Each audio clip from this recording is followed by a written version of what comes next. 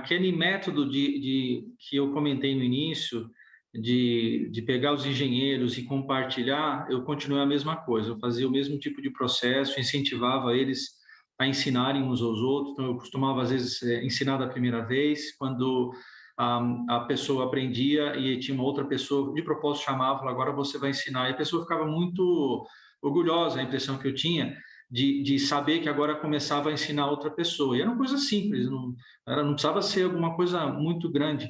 E isso aumentava, né, a capacidade das pessoas ensinar e também delas ficarem mais confortáveis.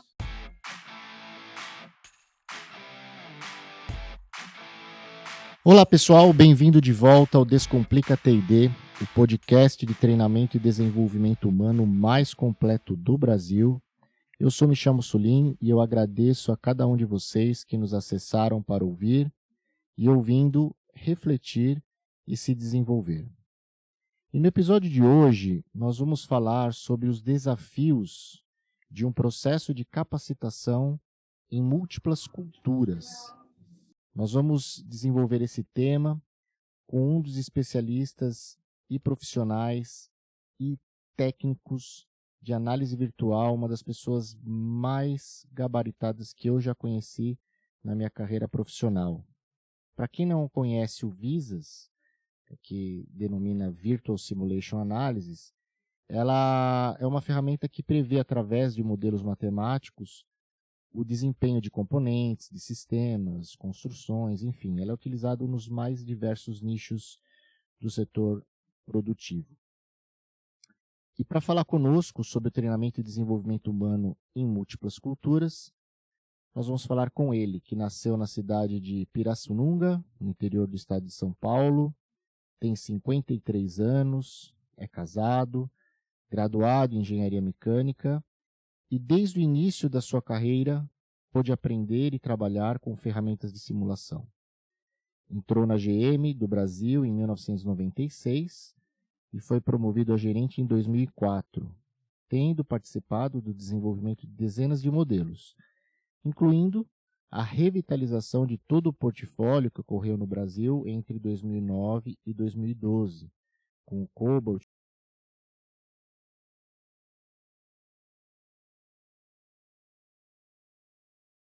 era responsável pela simulação de praticamente todos os componentes e sistemas veiculares, incluindo ruídos e vibrações, durabilidade, estrutura e dinâmica veicular. Ele tem experiência internacional, morou no Japão, nos Estados Unidos, na Alemanha, onde adquiriu diversas experiências com diversas culturas e contribuiu para o desenvolvimento de suas equipes ao redor do mundo. Entre 2019 e 2021, foi diretor da Vinfast, uma montadora vietnamita, onde colaborou com o desenvolvimento e estruturação da equipe de simulação, bem como no desenvolvimento de 3 novos veículos. E atualmente é consultor nessa área e está morando na Arábia Saudita. É com extrema alegria e honra que damos as boas-vindas ao Roberto Pereira Ramos. Bem-vindo ao nosso podcast, Roberto, é um prazer tê-lo conosco. Muito obrigado, Michel, o prazer é meu. É sempre uma alegria para nós conhecer pessoas novas ou rever pessoas, como é o caso no dia de hoje, aí após, eu acredito, 10 anos que nós não nos falávamos, e fiquei muito feliz em saber que não só você está bem, pessoalmente, profissionalmente, mas também que evoluiu bastante nesses últimos 10 anos e colaborou com a evolução de muitas pessoas ao redor do mundo. E sobre esse tema, Roberto, eu gostaria de hoje conversar com você e a gente fazer uma análise, né, ao longo aí, de uma parte da sua carreira em que nós tivemos a oportunidade de estar juntos na GM e depois você seguindo um caminho, eu outro, mas sempre sobre a ótica, né, de desenvolvimento humano e profissional, tá bom? Sim. Vamos lá, então vamos recapitular um pouquinho o nosso histórico. Eu lembro a GM antes de 2000 2006, ela não era considerada um centro global de engenharia, né? A GM do Brasil. E naquela época nós trabalhávamos basicamente com tropicalização de componentes, como a gente chamava, ou seja, trabalhando na aplicação, né, dos veículos aqui para a realidade brasileira. Depois, entre 2006 e 2008, se torna um home room, né, ganha uma responsabilidade de desenvolver e validar veículos com todos os requisitos globais. E aí a GM, ela, aqui no Brasil, ela expande de 350 engenheiros para 1.500 engenheiros em 2, 3 anos. E naquela época de uma explosão, de um aumento de crescimento de número de colaboradores assim exponencial em pouco tempo, as áreas técnicas elas tiveram que preparar esses profissionais, que pudessem desempenhar as suas funções e entregar os resultados. E a área de visas era uma área muito importante, né? Porque nenhum protótipo era construído sem antes termos aí todas as validações do mundo virtual. Como foi esse processo na sua carreira de treinar e capacitar esses engenheiros, até porque nós não tínhamos, né, na época, uma área de treinamento e desenvolvimento profissional para engenharia. Como é que foi essa experiência para você? Não, foi realmente muito bacana. Acho que começou, na verdade, com a seleção, que, como você falou, a gente cresceu, a gente tinha um grupo na hora de 15 engenheiros, a gente chegou na ordem de 70. E fazer a contratação de novos engenheiros foi o primeiro desafio. Então, eu lembro que na nossa área, é uma área de alta responsabilidade. Então, a primeira coisa que eu fiz foi sentar com o RH e falei, como é que eu posso saber, né, se o candidato é uma pessoa honesta, né? Não dá para perguntar. E eles me ajudaram a fazer uma dinâmica, onde a dinâmica a gente falava que era para fazer um carro num outro planeta. Os seres eram diferentes, por exemplo, era alto e não tinha força nos braços, mas forte nas pernas, eram bem grandes, não se podia voar nesse planeta. E aí o grupo tinha, sei lá, meia hora para desenvolver um projeto, né, de um carro. E o planejamento dessa dinâmica era de tal forma que era para justamente não dar tempo de fazer tudo. A gente pedia bastante coisa, e quando dava mais ou menos, acho que uns 15 minutos, a gente falava, olha, aconteceu uma mudança no plano e o gestor vai chegar em 10 minutos. Então, eles tinham que rapidamente acabar. E era comum de esquecerem detalhes. Então, detalhes simples como, né, a gente falou que era construção em outro planeta. Eles iam fazer a produção no planeta ou ia levar da Terra para aquele planeta? O nome do projeto. Eles esqueciam detalhes sobre o plano do carro, se o carro vai ter segurança veicular ou não. E era de propósito, porque aí, né, era para mim um requisito importante. Quando eles faziam a apresentação, eu justamente perguntava para eles aquilo que eles não conseguiam cobrir. E era dessa forma que eu consegui observar as pessoas que eram honestas. Elas assim, duas coisas, era bem interessante. Primeiro tem a reação corporal, então você olha na pessoa, a expressão, o comportamento da pessoa demonstra, né? E tinha as pessoas que era engraçado que elas iam mentindo. Então eu falava, onde que você vai construir o carro? Eu falei, não, a gente já combinou, a NASA vai levar os carros. E quantos carros dá para levar no foguete? Ah, dá para levar 30.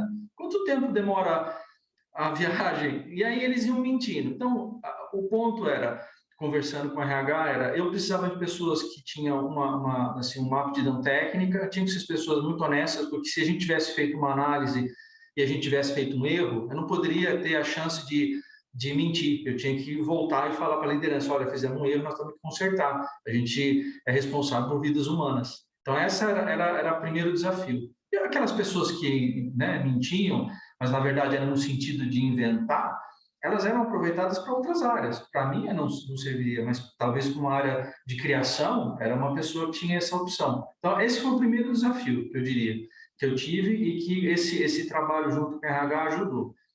Em seguida disso, foi justamente treinar esses engenheiros novos. E aí a gente tem, sim, tem um lado bom e um ruim. O bom é, normalmente, a gente contratou vários engenheiros novos, então eles não tinham vício de uma outra empresa e tudo mais. Então a gente conseguiu ensinar os métodos, né, e a forma de trabalhar que a empresa tinha. Mas, de outra forma, né, como eles não tinham muita experiência, né, era um aprendizado que não era permitido, né, o tempo da gente fazer um treinamento básico, né, para depois trabalhar. Então, a pessoa aprendia ao mesmo tempo que trabalhava.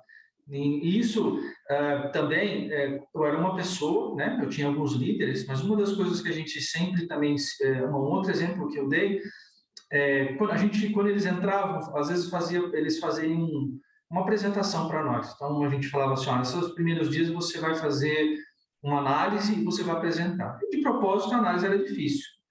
E aí, de propósito, a gente deixava uma pessoa um pouco mais experiente para ajudar ela. Quando ela acabava isso, era coisa de 2 dias o trabalho, era um negócio puxado, eles vinham apresentar. Eu perguntava para eles, depois que eles faziam a apresentação, eu perguntava, é, você conseguiria acabar esse trabalho se alguém não tivesse ajudado? Ele falou, não.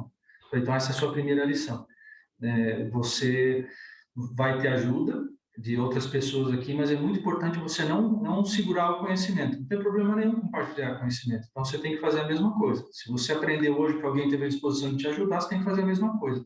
Então, a gente multiplicou o conhecimento dentro do grupo dessa forma. Então, 2 exemplos que eu me lembro, que eram coisas que eu apliquei nessa tentativa de a gente crescer um grupo que era pequeno para um grupo maior. Compartilhado essa experiência, né? Porque, veja só, né? No primeiro caso, né?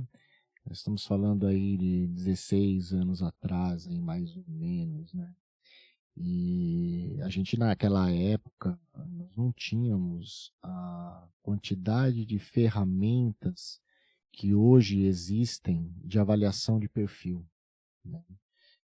Hoje eu não digo que o trabalho do RH está muito mais fácil, porque os desafios também evoluem, mas um assessment simples, né, para a gente checar a personalidade, a gente verificar quais são os soft skills que aquelas pessoas possuem, nós não tínhamos naquela época, né? Então, cada um tinha uma forma de avaliar, né?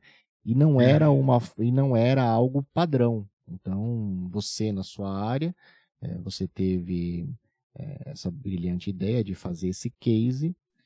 Outras áreas tiveram suas formas de avaliar. E o RH acabou atendendo, né, diversas áreas, diversos departamentos com diferentes soluções, né, procurando da melhor forma possível colaborar com a identificação daqueles valores, daquelas habilidades que seriam importantes no dia a dia. E eu lembro que naquela época também você comentou algo muito interessante sobre a falha e a reação do profissional na falha, né? Eu lembro que a gente era é, valorizado pela verdade, né? A gente, Exatamente. quando a gente errava, nós não tínhamos medo, apesar de estar numa empresa multinacional, lógico, a exigência era alta, mas o princípio ético era muito forte. Então, se houvesse uma falha, um erro, e falhas acontecem porque somos seres humanos, não havia aquele receio de se expor. Apesar que, lógico, em qualquer ambiente você vai ter aquele profissional que tem mais receio do que outro de falar a verdade, vai querer sempre ter uma história para justificar o porquê daquilo, mas quando você tem essa postura ética de falar que errou, ou, olha, eu não sabia, ou eu tomei essa decisão em cima desses poucos dados e eu não tinha condições de de pensar em coisa melhor. Eu acho que isso é um fundamento que se aplica em qualquer época que você estiver como profissional, né? Ter a, a ética de falar a verdade, né? Falar o que você tem, o que você não tem, e tomou a decisão baseada em quais informações, e se elas não foram completas, se revise, né? A decisão e que se tome uma melhor decisão, mas para os profissionais de RH que sempre nos ouvem, é importante a gente valorizar o ser humano, não criando punições, né? Não criando um ambiente de witch hunt, né? De caças bruxas, né?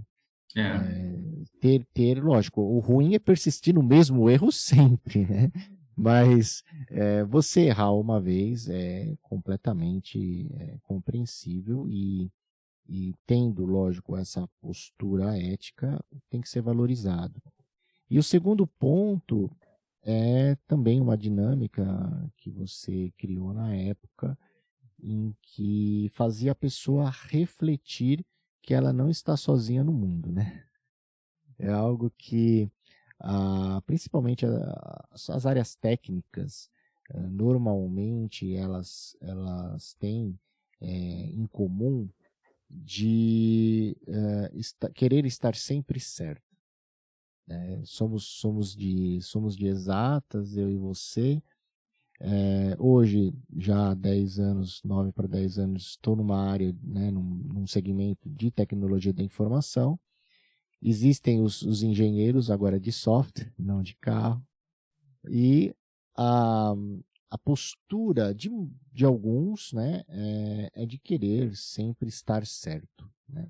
E isso prejudica o dia a dia do trabalho, porque a verdade é você atender bem o seu cliente, seja ele interno ou externo, é você cumprir com os requisitos que aquele seu cliente espera. E você fazer o seu melhor dentro do conhecimento que você possui. E quando te falta esse conhecimento, é muito interessante você ter essa humildade de procurar ajuda dentro da organização ou até fora, né? E eu lembro que naquela época, esse sentimento de buscar o conhecimento com pessoas mais experientes, seja no Brasil, seja fora, ele era muito valorizado, né? Sim, sim. A GM ainda é uma empresa muito grande, ela tinha uma estrutura, tem ainda, que permitia, você lembra, então, tinham assim, líderes sobre assuntos técnicos ao redor do mundo. Então, isso facilitava a gente tinha reuniões mensais, cada hora sobre uma disciplina, e a gente conseguia aprender dentro da própria GM com pessoas que tinham bem mais experiência. Isso ajudava muito também, era uma coisa muito aberta. E um comentário a respeito ao que você acabou de falar sobre cultura, que é bem interessante, eu gostaria de comentar. Por exemplo, no Brasil, a minha experiência é que era muito comum a gente, se você vê alguém tendo alguma dificuldade, ou você percebe que ela está precisando de ajuda, a gente oferece. Quando eu trabalhei nos Estados Unidos, trabalhei 3 anos lá, é interessante. Os engenheiros novos que vinham das universidades, eles não gostavam de pedir ajuda. E eles ficavam incomodados quando tinha brasileiro e via que eles estavam tendo alguma dificuldade e oferecia, quer ajuda? E eles negavam. E uma vez eu conversei com um deles, ele me explicou que eu não posso dizer se é orgulho, mas o que ele falava, o que ele me falou foi o seguinte: Roberto, eu moro num país com um privilégio de uma educação muito boa, né? Eu paguei uma faculdade muito cara, eu não admito eu precisar de ajuda antes de eu tentar. Então, era bem interessante. A gente, né, culturalmente, pelo menos a minha impressão é que no Brasil a gente está mais aberto à ajuda. E nos Estados Unidos eu tive essa experiência com engenheiros novos. Não é que eles eram orgulhosos, mas eles queriam tentar, até eles, sabe, chegaram num ponto, agora eu preciso de ajuda. Era bem interessante. Isso tinha um lado ruim. A gente gastava um tempo, ele tentava e não queria ajuda, só depois. Então, mas era uma coisa interessante que a gente tinha que se adaptar. Era cultural e foi uma coisa que eu aprendi lá. Essa diferença de visão no dia a dia do trabalho, né? como você bem falou, né, tem pontos positivos e pontos também não tão bons. Por quê? Quando a pessoa ela procura fazer por si, a retenção do conhecimento é muito maior, né, porque ela aprende on the job, né? Existe a metodologia, já o pessoal de treinamento e desenvolvimento humano está mais careca que eu de saber, né, do modelo 70-20-10, e os 70% do conhecimento que você retém vem do on the job, mesmo você não conhecendo, vem de você fazendo, né? E, por outro lado, quando você consulta especialistas, que é o 20%.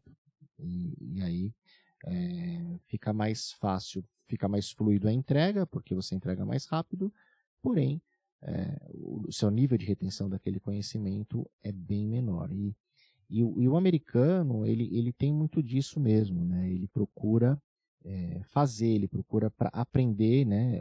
Fazer o on the job, o hands-on, que eles chamam, para aprender e com os erros. Logicamente, algumas vezes nós não vamos dispor do tempo necessário para esperar, né, os loopings de tentativas. Então, realmente é esse equilíbrio. Já no Brasil, a gente já tem uma tendência mais, por ser uma tendência mais aberta, às vezes pode ser até cômoda, de procurar ajuda antes de tentar. E isso muitas vezes é ruim também. Eu acho que é um equilíbrio, né? Nós temos que ter aí essa zona de equilíbrio para entregar as coisas com qualidade, mas também não perder muito tempo tentando, né? É. Bom, e aí, seguindo, né? Você foi para os Estados Unidos também dentro da mesma montadora e ficou um tempo lá. Teve esse episódio que você comentou da forma de atuar nos problemas, que os jovens pretendem, né, tentar primeiro antes de pedir ajuda. Agora, ali nos Estados Unidos, eu lembro nas viagens que eu fiz também, nos treinamentos que eu fiz também, apesar da gente ter os especialistas, os SMEs, né, chamados, né, os SMEs, a gente não tinha eu acho que até por conta da tecnologia, né, que nós estamos falando aí de mais de 10 anos atrás, ferramentas, né, de knowledge base. A gente tinha ali repositórios que eles falavam de best practices, que eram repositórios de documentos de Word extensos, né, falando, né, de requisitos, falando das melhores formas de fazer o teste, do que considerar, enfim. Mas era um repositório. Eu brincava, eu falava que era uma Barça, né? Era uma Barça em formato PDF ali. E hoje em dia a gente tem plataformas de treinamento e desenvolvimento humano, né, muito avançadas, onde você até consegue digitar uma determinada palavra ou frase, ele busca em todos os vídeos daquele knowledge base aquela palavra que algum vídeo fala e te elenca os vídeos para você poder ver. Você acha que esse tipo de ferramenta hoje ele ainda é pouco utilizado no setor automotivo ou o pessoal já começa a utilizar ferramentas como essa, plataformas, enfim, de treinamento para facilitar o acesso ao aprendizado? Não, boa pergunta. Da GM, quando eu saí da GM até 2018, o que eu me lembro ainda era o que você falou. Aí eram, assim, documentos extensos, né? O best practice que a gente comentava. Tem essa parte da GM ter de 100 anos de experiência, eu comentei um lado bom e ruim. Tem procedimentos, tem processos para tudo, mas ela acaba restringindo você para sair um pouco né, do dia a dia. E aí eu tive a oportunidade para a primeira startup, que foi para a Vinfest, no Vietnã, onde parte do meu trabalho foi criar um grupo da ordem de 47 engenheiros, 30 e poucos eram locais e o resto era expatriado. A gente tinha que criar, ensinar os engenheiros locais e também ajudar a desenvolver. Foi um grande desafio. E aí, nesse ponto, era completamente o inverso da General Motors. Então, não tinha processo, não tinha procedimento, não tinha nada. Então, a gente teve que utilizar bastante dos recursos que as empresas que forneciam software para a gente já tinham. E a maior parte delas era treinamento em vídeo. Então, a gente não tinha mais a necessidade de ficar, como você falou, de ter um documento em Word com várias folhas para ensinar como fazer uma atividade ou uma tarefa. Eram vídeos bem curtos, disponíveis dentro do próprio aplicativo. Né? Então, você ia lá, fazia uma procura e rapidamente achava vídeos curtos que te ajudavam exatamente aquilo que você estava procurando. Então, aquilo foi muito útil, né? E principalmente no meu caso, eu estava no Vietnã. Eu tive, na verdade, uma impressão errada por causa de saber da guerra do Vietnã com os Estados Unidos. Eu imaginei que o inglês seria assim amplo lá, e não é verdade. Uma minoria do meu time de engenheiros vietnamitas falavam inglês. Era interessante, eu contratei alguns que vieram de empresas japonesas, eles falavam japonês e vietnamita, mas não falavam inglês. Então, eu tinha alguns líderes de grupo que me ajudavam a fazer a interface com eles. Então, ter o vídeo era uma coisa muito assim boa, porque quebrava essa barreira ou a necessidade de pedir para a nossa empresa fazer ou para uma empresa que fazia software de fazer uma documentação em vietnamita. Então, isso ajudou bastante porque a gente conseguiu treinar os engenheiros rapidamente, sem a necessidade de ficar parando e desenvolvendo um material específico. Então, isso foi bom também. É um bom exemplo do que você acabou de comentar. Esses engenheiros no Vietnã, eles eram de que faixa etária? Bem novos, faixa de 23, 27 anos. Vídeos era ótimo. Sim, sim. Na Isso. verdade, durante o almoço eu lembrava assim, acho que essa geração, como eram novos, assim, eram todos com celular, intervalo de almoço, todos eles jogando alguma coisa no celular. Então, vídeo, essa parte de aplicação era muito rápido para eles, o aprendizado. E, para falar a verdade, vários que falavam inglês, eu perguntei para eles, nossa, você tem um inglês bom, como é que você aprendeu? Ele falou, eu aprendi no YouTube, eu fico assistindo vídeo no YouTube e fico treinando. Então, é mais uma confirmação de que, como o vídeo ajuda, se a pessoa tem interesse, é óbvio, é uma ferramenta rápida de ajuda em relação a treinamento.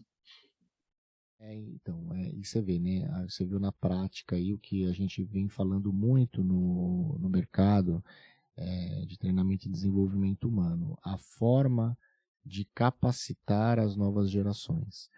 Então, os millennials, eles aprendem de forma diferente, eles se estimulam de forma diferente, eles enxergam o mundo de forma diferente.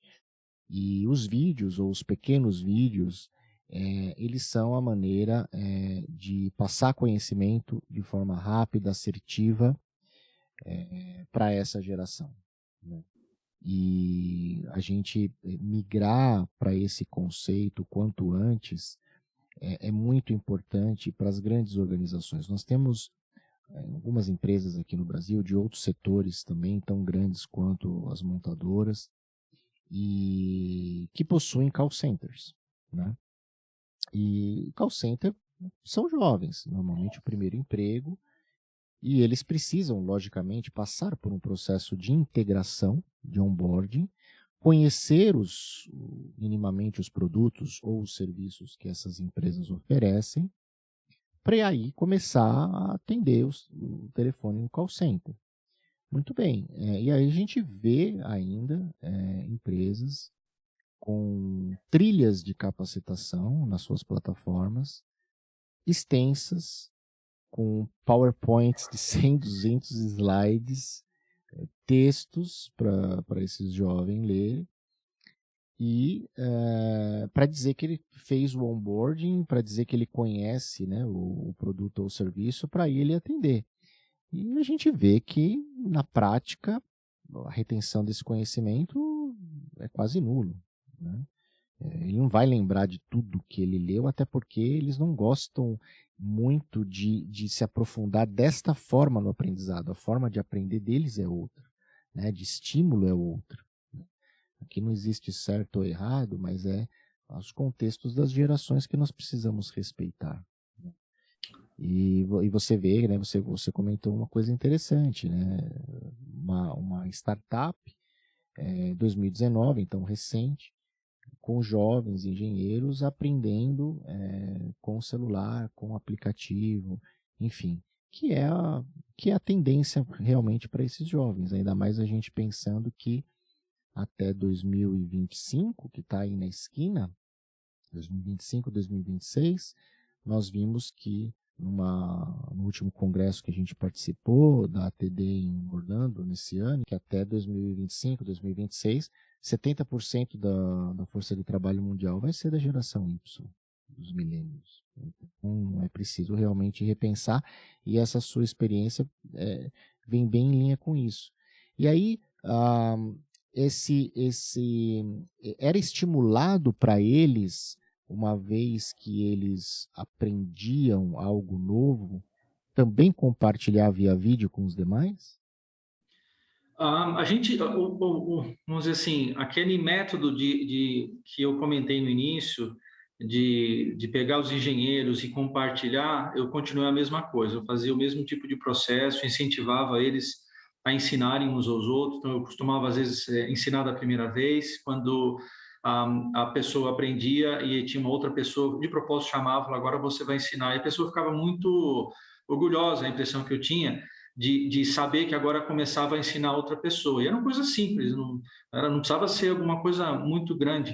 E isso aumentava, né, a capacidade das pessoas ensinar e também delas ficarem mais confortáveis. Culturalmente, também lá no Vietnã, era diferente. Existe ainda uma barreira entre homem e mulher.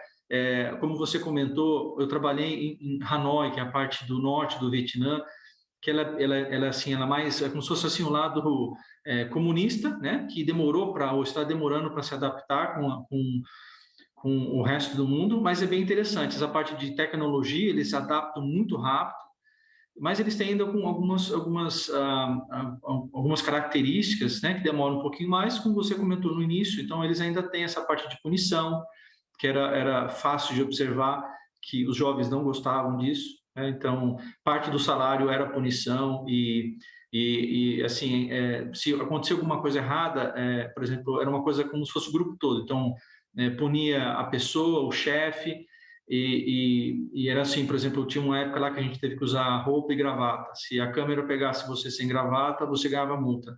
E se você via um colega seu sem gravata, você tinha que indicar, porque se a câmera pegasse você no mesmo ambiente, você não comunicou, você está sendo conivente. Então, isso era uma coisa que ainda, pelo menos na minha experiência lá, eles ainda estão melhorando, mas você vê nitidamente que os jovens, né, como você falou, eles não gostam disso. É lógico, a cultura deles, estão se adaptando. Eu aqui estava lá como um visitante, mas você vê que ainda tem uma parte para melhorar. Mas nitidamente essa parte da educação com vídeos era algo muito fácil vamos dizer assim, utilizar e de multiplicar. Uma outra coisa que eu vi também lá é que, como você comentou, e recentemente aqui nessa nova startup que eu estou trabalhando, eu também notei. Algumas empresas, você falou, tem um sweet spot, tem um tamanho certo em relação ao vídeo, né? Muito curto ou muito longo. E também a parte de retenção, né? Um exemplo bom que a gente teve de um treinamento com uma empresa de PLM recente, a gente fez vários treinamentos não longos, de propósito, assim, em curto tempo a gente tinha não era um teste daquele que você precisa acertar, senão você não passa, mas ele fazia perguntas para você reter. E era muito bem feito no sentido que não deixava passar muito tempo do vídeo e ele fazia perguntas pertinentes para você reter, ao invés daquele processo de 2 horas de uma apresentação ou um PowerPoint, e depois você tenta, eu lembro disso do passado da GM, tentado capturar a tela para depois você voltar e ver se você consegue responder. Então, isso também eu achei que as empresas têm melhorado. Uma outra coisa que eu notei nessa empresa, que eu posso dizer que foi um bom exemplo, foi também até o tom de voz. Algumas pessoas têm o tom de voz assim meio assim baixo e monotônico, então você fica com sono naturalmente. E o treinamento todo era diferente, o apresentador o tempo todo. Então, era homem, mulher, diferentes nacionalidades. Então, achei bem interessante. Então, já vai bem em conta o que você falou. Tem aplicação, mas tem algumas coisas de aprendizado dessa parte de vídeos, o tempo e a retenção, que eu vi bons exemplos recentemente a respeito disso aí. É, tentar dissecar aqui foi bastante exemplo legal aqui para nós, né? Primeiro, você falou, né, das pessoas que, ao irem compartilhar o conhecimento com o próximo, serem estimuladas a compartilhar o conhecimento aprendido com o outro colaborador, se sentiu feliz, né? Bom, isso é característico, né, dessa geração, o senso de pertencimento, o senso de engajamento, o senso de fazer parte da corporação e estar colaborando com a corporação, não ser um colaborador passivo, mas sim estar fazendo parte da evolução daquela companhia.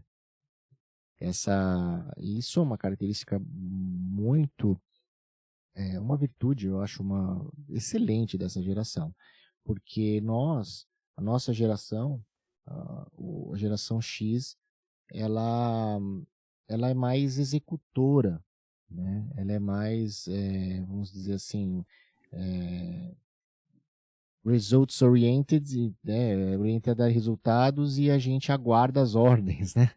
Como que eram? A gente aguarda, a gente sabe o que a gente tem que fazer, mas a gente aguarda os direcionamentos. E essa geração já não, né? Então, se a gente pensa num processo de capacitação, de um onboarding simplesmente passivo, que a pessoa vai sentar e vai ficar vendo lá o vídeo institucional, vai ter que ler 500 procedimentos, vai ter que ler a instrução de trabalho, como que ela faz uma determinada entrega, aquilo para ela vai ser o martírio.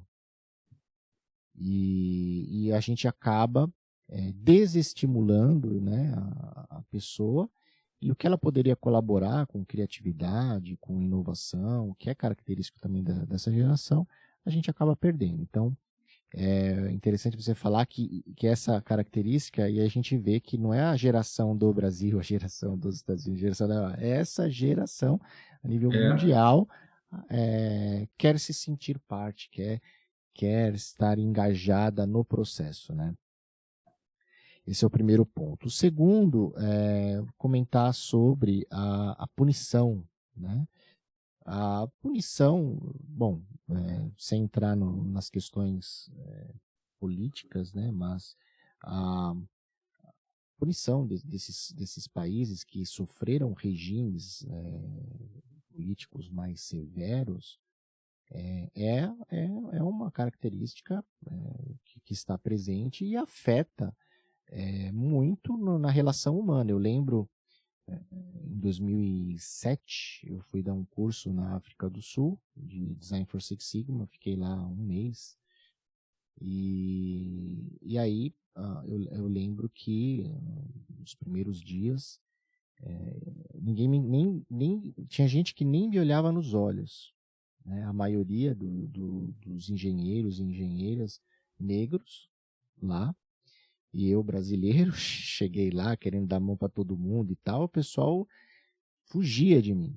O pessoal não queria o contato físico. E depois eu fui entender, era o medo. Era o medo. Por quê? Porque recentemente eles estavam no apartheid, onde o negro tinha que andar num lado da rua, se ele andasse no mesmo lado do branco, ele apanhava, ele era preso, né?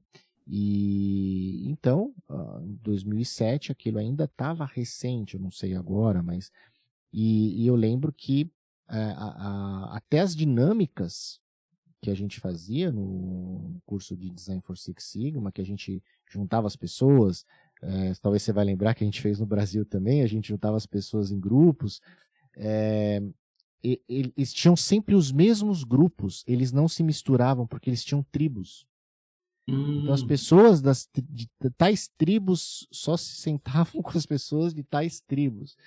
Nem entre eles se misturavam. Então, eu lembro que no segundo dia de treinamento, eu fui lá pro Wendel, que era o diretor-geral lá na época, eu falei, eu acho que eu estou fazendo alguma coisa errada aqui, porque ninguém me cumprimenta, ninguém me olha na cara, eu falo para os caras se misturar, ninguém se mistura, o que está acontecendo? E aí ele me deu toda essa explicação, todo esse contexto. E aí eu falei, quer saber, eu vou quebrar o gelo aqui. Na época eu estava com o Paul Vickers, que é um amigo até hoje, americano, eu conversei, falei com o Paul, falei, vamos mudar todo o esquema. Então, no terceiro dia a gente chegou e falou, gente, eu sou brasileiro, ele aqui é americano, mas é mais brasileiro que americano, e a gente gosta de dar mão, a gente gosta de abraçar, a gente gosta de brincar, gosta de se misturar, então vamos mudar aqui, porque o treinamento estava pesado. Foram 2 dias assim que eu não via a hora de ir embora e ainda faltava quase um mês, né? Então, aí a gente falou isso para eles. Aí foi interessante que eles, ok, então eles aceitaram, né? E aí eu lembro que eu aprendia o cumprimento de todas as tribos. Então eu chegava um grupinho de uma tribo, tinha um cumprimento de mão. Era uma sequência de gestos, depois o outro, depois o outro, depois eles acabaram se misturando e aí fluiu. Mas a cultura, ela é um fator determinante da forma como a gente passa o conhecimento. E a gente tem que levar isso em consideração. O método de você, por exemplo, utilizava de sensibilizar os colaboradores de que era importante eles passarem esse conhecimento para frente, com certeza, a forma de passar para frente nos Estados Unidos é diferente da Vietnã, que é diferente da Europa, que é diferente do Brasil, porque a cultura é diferente, né? A base é a mesma, passar o conhecimento adiante, mas a forma como vai ser feita vai ser diferente. Então isso também nós temos que levar em consideração como nas áreas de treinamento e desenvolvimento humano, nas áreas técnicas, para que a gente possa ser assertivo, né? Não é verdade? Sem dúvida, concordo plenamente. E tem a parte que você comentou que tem da empatia e também, né, no seu caso foi a mesma coisa que eu, a gente ter a noção e a responsabilidade de que nós é que estamos lá, né? Então nós temos que adaptar e aprender a cultura deles, mesma coisa. Então, de uma forma geral, outras culturas gostam quando você aprende a língua deles. Então era uma coisa que eu aprendi, algumas coisas básicas no Vietnã. Esse grupo, como eu trabalhei antes no Japão, eu lembrava algumas coisas e eles falavam japonês e eu conversava ou fazia algumas brincadeiras. Então, isso de mostrar, de você ceder, né, e chegar, quebrava esse gelo, né, e ajudava essa parte de aproximar e eles estarem mais abertos a aprender e fazer coisas diferentes. Como você falou, eles provavelmente antes de ter o seu treinamento, e no meu caso lá, a forma que eles aprenderam na escola ou as empresas que eles trabalharam era diferente, era culturalmente aquilo, o dia a dia deles. Então, uma pessoa mais velha querendo ensinar, fazendo brincadeira, como você falou, é uma coisa estranha. Então, tem um tempo, né, de adaptação e a gente que é gestor precisa entender que a gente que tem que, né, achar o meio tempo ali e ceder e ter empatia em saber até onde a gente pode ir. E isso é uma coisa também que faz parte da aplicação do treinamento e que eu vejo também de treinadores de uma forma geral. Vou dar um outro exemplo que foi bem engraçado, que a gente teve um treinamento nos Estados Unidos e sobre bias, né? E aí da gente ter, como se diz em português,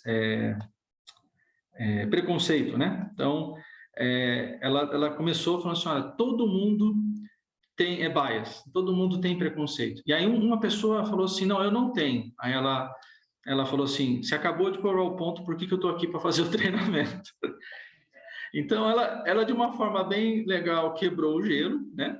E ela, né, foi aos poucos mostrando que realmente, e é uma coisa que as pessoas não notam. A outra coisa também que foi um desafio que eu aprendi em treinamentos, principalmente a gente que é engenheiro, a gente tem essa mente muito aguçada para resolver problemas, que você comentou. E um exemplo que eu aprendi assim, eu lembro de ver bastante na GM. Imagina que tem uma pessoa que ela não fez uma atividade. E eu lembro de ver, às vezes, o chefe chegando assim: você tem algum problema? Você quer ser mandado embora? Você quer perder o emprego? Você não tem família? E aí depois ele falava: por que você não entregou o relatório?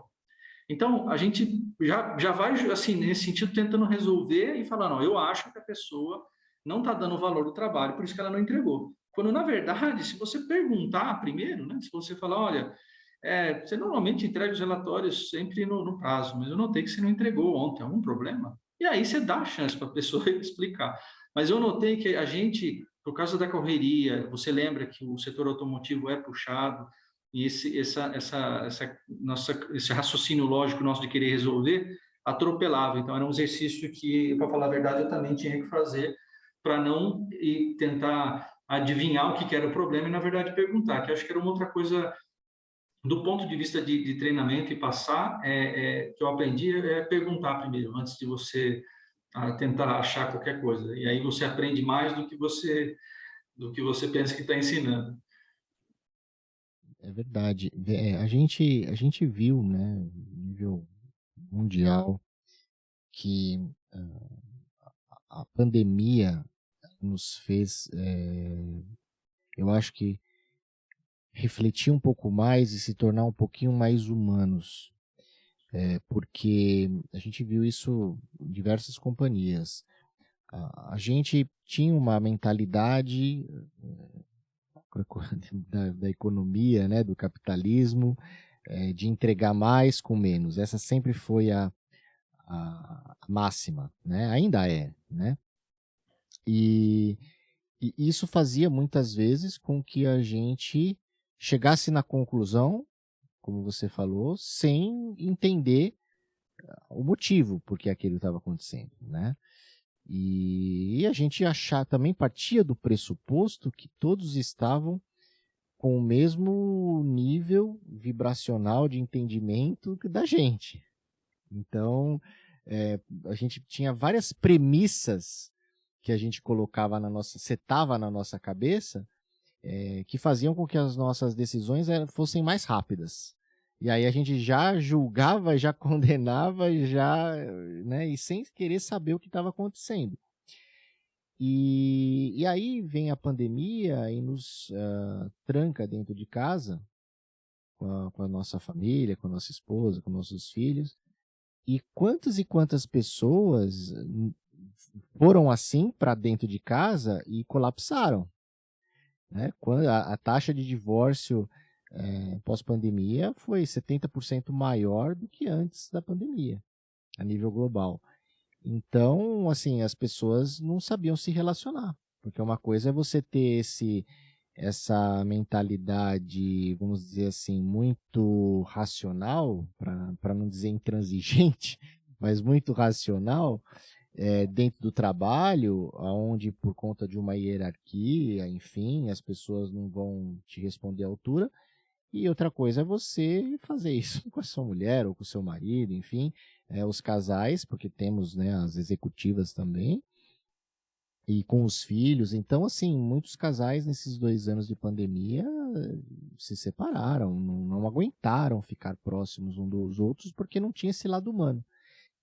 Mas tendo o lado positivo disso também, muitas pessoas evoluíram nesse aspecto, né? Muitas pessoas acabaram vendo que a vida é mais do que só uma entrega de resultado. A entrega de resultado é importante, mas a vida ela é mais do que isso, né? E o propósito dela ela tem que ser maior do que só pagar conta e se aposentar e ter o dinheiro lá da sua previdência para você morrer. Não pode ser resumida a isso, né? E aí as pessoas acabaram evoluindo. Nesse sentido, uma coisa interessante que eu gostaria de saber, você estando no Oriente aí, né? Agora na Arábia Saudita. No começo do podcast eu falei Arábia Saudita, fiquei com isso na cabeça. É a Arábia Saudita, né? E também é um país cuja religião é o Islã, e também é uma cultura mais ainda rígida se compararmos ao Ocidente. E eu entendo que a cultura oriental, ela sempre valorizou a questão da hierarquia, né? Não como uma questão de valorização, como muitas vezes a gente vê no Ocidente, de status, mas pelo respeito ao posto, né? Pelo respeito à pessoa mais sênior, né? E, por outro lado, os millennials estão também aí no Oriente. E outra característica importante dos millennials é que eles não veem a hierarquia, a subordinação como nós vemos da geração X. Eles conversam, eles falam de igual para igual, eles querem participar, eles querem conversar. Isso aqui no Brasil, Estados Unidos, Europa, a gente vê isso frequentemente. Aquele gestor X que quer bater na mesa e falar vai fazer assim porque eu estou mandando, ele acaba sem equipe, porque no dia seguinte as pessoas vão embora, literalmente, vão embora. Né? Não temos como nós que ficávamos, não, e o meu emprego. Não, o jovem de hoje, ele é mais ele do que a empresa. Né? E nesse ponto, assim, eu vejo que se valoriza muito mais do que muitas vezes a gente acabou se submetendo no nosso trajeto profissional. Como que você vê, você estrangeiro, né, em um país oriental, numa posição de liderança, que foi contratado para ajudar, né, na edificação do conhecimento aí dentro dessas empresas, você vê a relação desse jovem com você? É mais uma barreira por você ser estrangeiro ou não? Pelo fato de você ser estrangeiro, talvez eles tenham uma abordagem até mais humana com você do que se fosse alguém do próprio país deles. É uma excelente pergunta. Vou começar um pouquinho lá no Vietnã. Eu acho que é uma mistura. No Vietnã, assim, me lembrou muito a época que eu trabalhei no Japão. Realmente, eu confirmo que eles têm um respeito muito grande pela senioridade, né? Inclusive né, o gesto de abaixar a cabeça. Então, eu sempre tinha bala ou chocolate na minha mesa. Toda vez que o engenheiro ia pegar, ele formalmente me agradecia pela bala que estava pegando. Não é algo que eu costumava ver aqui no Brasil. Então, eles tinham esse respeito. Mas eu acho que, assim, dependia da conquista também. Quando eu cheguei lá, eles tinham muito medo de conversar comigo. E aos poucos, que nem você falou, exemplos da gente, principalmente por ser brasileiro, quebrar o gelo, brincadeiras, eles começaram a ficar mais à vontade e ficavam à vontade de conversar comigo de qualquer coisa. Aqui na Arábia ainda é recente, mas eu vejo a mesma tendência. Então, num primeiro momento, um respeito, e aí, conforme você vai, né, mostrando que parte da sua cultura e que você é aberto para escutar ou conversar, eles vão ficando mais confortáveis. Mas, de uma forma geral, é o que você falou, a geração mais nova, ela rapidamente adapta para isso aí. Ela tem a primeira cultura dela, mas ela realmente se adapta rapidamente para isso. E eles querem, você vê que eles querem aprender. E o que você falou, eu vi lá no Vietnã, eu tive que nem algumas pessoas que deixaram o meu grupo, depois conversaram comigo, e que falaram, um dos motivos era justamente essa cultura da punição, que para eles não era, eram jovens, e falaram, não concordo com isso. Então eles ficaram com medo de sair na época, tudo, não falaram, não, eu preciso ir para mudar de estado, mas depois, conversando com eles, falaram, não, era realmente isso, e confirmo o que você falou, a gente, né, nossa geração, era de ficar 20 anos, 25 anos numa empresa, e muitas vezes aceitar coisas que, né, eram difíceis, como você falou, a gente um chefe um pouco mais bravo, maltratava a gente, e é o que você falou, a primeira coisa que vem na cabeça, nossa, minha família. Essa geração nova, não. Se não está bom para eles, se eles têm já uma ideia do que é o crescer, do que é desenvolver, exatamente como você falou, o que eles planejam como contribuir para aquela empresa, já vem na cabeça deles. Se aquilo não está funcionando, eles mudam, isso não é problema. Acho que a tecnologia, fora, né, a própria característica da geração, mas a tecnologia contribuiu muito para as pessoas verem que existe outro mundo, né? Eu lembro uma coisa simples, quando eu fiz o mestrado em 2006, eu tinha que esperar os periódicos lá na USP chegarem a cada 15 dias, impressos, para que eu pudesse pegar, ler. E hoje em dia você faz tudo no computador, né? Antigamente a gente, para encontrar um emprego, não tinha plataformas como LinkedIn, como N soluções que nós temos hoje, até a nível global de recolocação. Naquela época, o emprego, ainda mais um emprego mais especializado, era difícil, né, de se achar. Então, havia uma dificuldade, né, da gente olhar para o lado e falar, tem opção, né? Hoje já não. Hoje você não está feliz, você se entra no LinkedIn, você tem N ofertas de empregos do outro lado do mundo. E ainda agora, depois da pandemia, deu mais um salto, porque agora com a parte do remoto, quantas pessoas não trabalham para empresas de fora do país que vieram buscar profissionais aqui, por questão até do rate, do dólar, da desvalorização do real, ou seja, para ele sair muito mais barato contratar uma pessoa de fora do que uma pessoa local.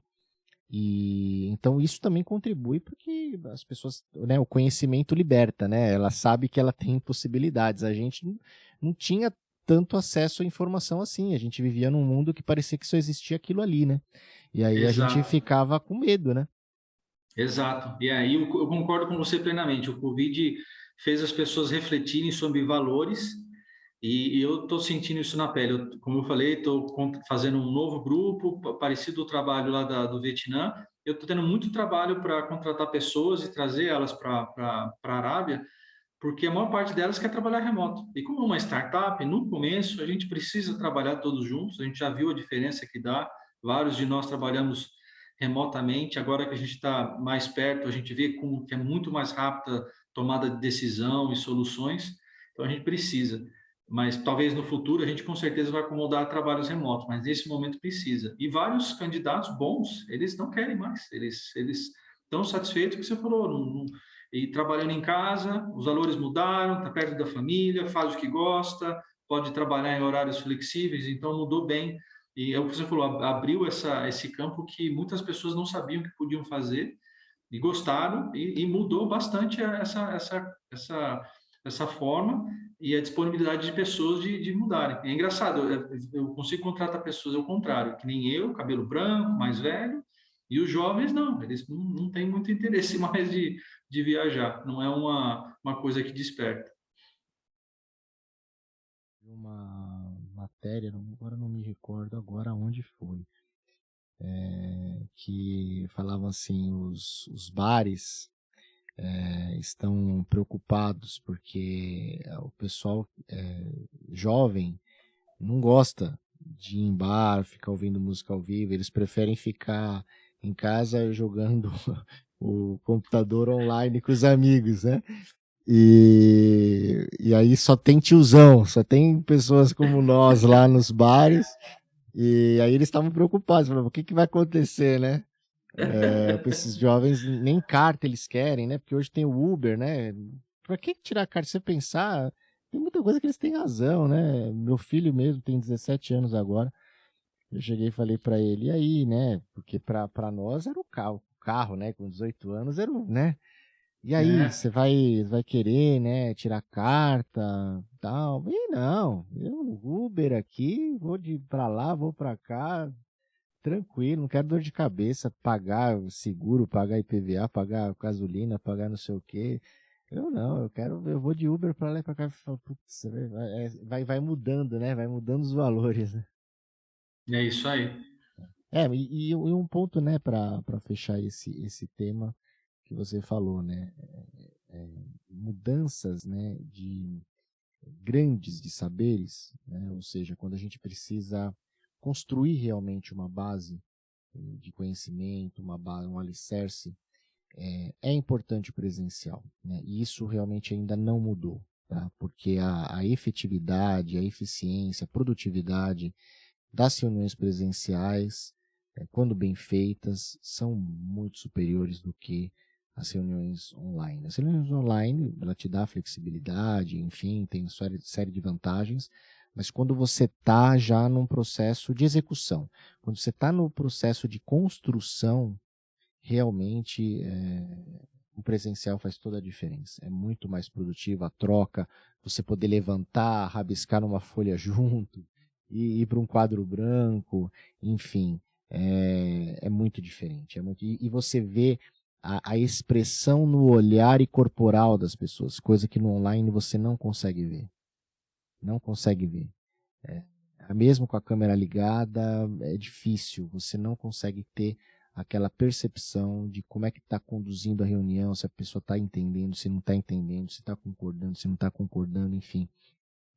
Então, esse mix, né, tudo, não é nenhum extremo nem outro, não é só o presencial, não é só o online, mas o mix, e o mix dosado percentualmente, de acordo com o contexto que você está, é isso que é importante para as companhias saberem.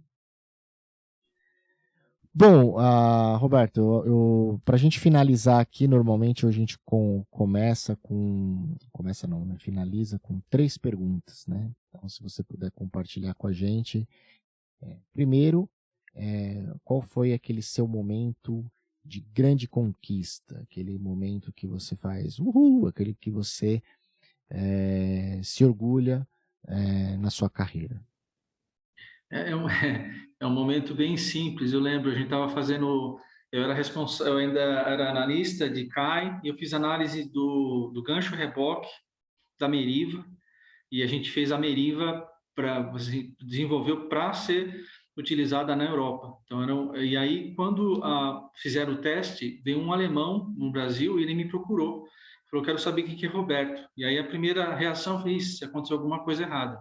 E ele apertou minha mão e ele falou: meus parabéns, eu nunca fiz um teste de gancho que passou tão bem no meu tempo de Opel. E aquilo, para mim, até hoje é um momento que eu lembro muito claramente, né? Que foi um momento de orgulho, uma coisa pequena, mas eu lembro bastante, que você responsável por fazer uma coisa que é só na tela, aquilo virar verdade e você ter um feedback é bem legal. E o momento que a gente fala de maior aprendizado, aquele momento que a gente fala, ixi, né? Fiz bobagem, mas é um momento de maior aprendizado, um momento de maior evolução. Eu não diria, eu não sei se eu fiz bobagem. Eu vou contar uma história que é verdadeira e vou citar o nome porque ele é um grande amigo. Gabriel Geller era meu chefe, ele pediu para a gente fazer uma atividade, eu fiquei até mais tarde e a gente acabou não resolvendo o problema. E ele ficou bravo e era tarde, ele falou, você é um incompetente. E aí eu fui embora, fiquei pensando nisso. No dia seguinte eu fui atrás dele e falei, Gabriel, eu entendo que você ficou frustrado, a gente prometeu que ia resolver o problema e não conseguiu. Mas eu queria conversar com você porque eu não concordo que você tenha me chamado de incompetente. E ele deu um passo para trás, sentou, a gente conversou, ele pediu desculpas, e para mim foi um momento muito grande de crescimento para mim, que eu tive a calma de não explodir na hora, voltar e fazer uma pergunta e esclarecer o meu ponto de vista. A pessoa, que é o Gabriel, que era um excelente líder, reconheceu, né? E dali só começou uma amizade de longo tempo que eu tenho e uma admiração que eu tenho por ele até hoje. Então, acho que para mim é uma coisa que marcou bastante e foi um aprendizado de crescimento, da gente ter essa calma, da gente não reagir, da gente explicar o que a gente está sentindo e dar chance para outra pessoa responder. Então, foi uma coisa para mim que eu guardo bastante. Bom. E, por fim, hoje, como você define o seu propósito como pessoa, seu propósito de vida como pessoa e como profissional? Tem uma mistura de tentar aproveitar a vida, fazer algumas coisas que eu dediquei muito tempo para General Motors e eu tento agora fazer algumas coisas que eu não podia, como mergulho, coisas que se a idade permite. E, e meu prazer agora é compartilhar conhecimento. Essa oportunidade de ter trabalhado no Vietnã e ensinar engenheiros novos, ver eles aprendendo e crescendo, e de novo aqui, é isso que me dá motivação, para falar a verdade. Legal, Roberto. Bom, obrigado pelo seu tempo. Eu sei que aí é tarde, mas gostaria de agradecer a sua disponibilidade, dizer que fiquei bastante contente em poder revê-lo aí depois de 10 anos, e ver novamente que você está bem e que você está realmente no momento de passar o seu conhecimento, que ele é grande, é vasto, e realmente ficar somente para poucas pessoas, eu acho que para o mundo isso não é bom. Então você está, acho que com um propósito de vida, compartilhando conhecimento, é essencial para ajudar essas novas gerações a chegarem aí nas suas carreiras bem preparadas, porque conhecimento você tem e sempre foi uma pessoa muito educada, respeitosa, profissional, ética, e nós trabalhamos aí diretamente, acho que foram 6 anos pelas minhas contas, se eu não fiz uma conta errada aqui, na área de engenharia de produto, diretamente falando, e sempre tive em você uma pessoa como referência de postura, de tranquilidade e profissionalismo. Não, muito obrigado. Igualmente, Michel. Foi um prazer conversar. Foi muito legal mesmo, depois de tanto tempo a gente conversar e de assuntos que são atuais, né? E você vê que não importa o país e diferentes empresas, os desafios são parecidos. Legal, Roberto, obrigado.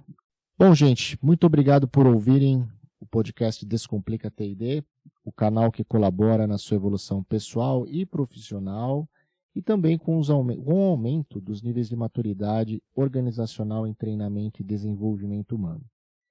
Deixe o seu review, eu adoraria lê-los, responder a cada um de vocês, podem mandar no inbox, como de costume. Até o próximo episódio, fiquem com Deus, abraços digitais.